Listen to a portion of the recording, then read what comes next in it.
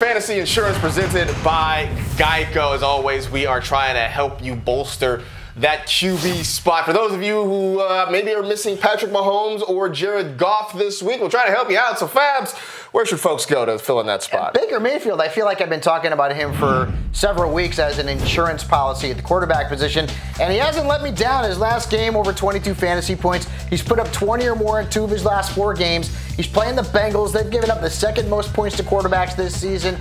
Baker looks good. There's a lot of Browns in this contest that I would start. Akbar, who are you looking at?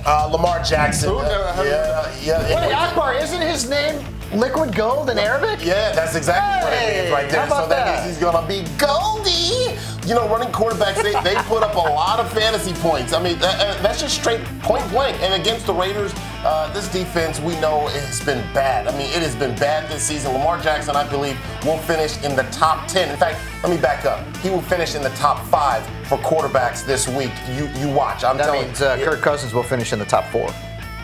You see, you crazy, man. Why are you talking about that craziness, man? This is my highlight to talk about. All right. Adam Ray, what are you looking at? Andy Dalton?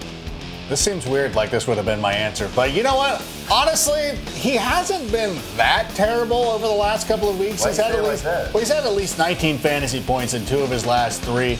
But he's clearly a different quarterback when A.J. Green is not out there. But, you know, at least the matchup against the Browns is decent. They've allowed an average of 302 passing yards this season. So matchup-wise, some sort of past success as Andy Dalton. Nicky Mullins is actually a good option, too. All right. I'm going to go with Eli Manning. And I know it's always sort of a hard choice to make when you're looking at Eli in that lineup, but he's been incredibly efficient throwing the ball the last couple of games. The biggest part, hasn't thrown an interception in his last 2. The Eagles' defense, I've been saying this week, it is a round table, no corners. 3 of the team's top cornerbacks are out with injury. They have had injuries in their secondary all year long. So this could be another week for Eli to be efficient and spread the ball out to his pass catchers. So there you go. That was Fantasy Insurance presented by Geico.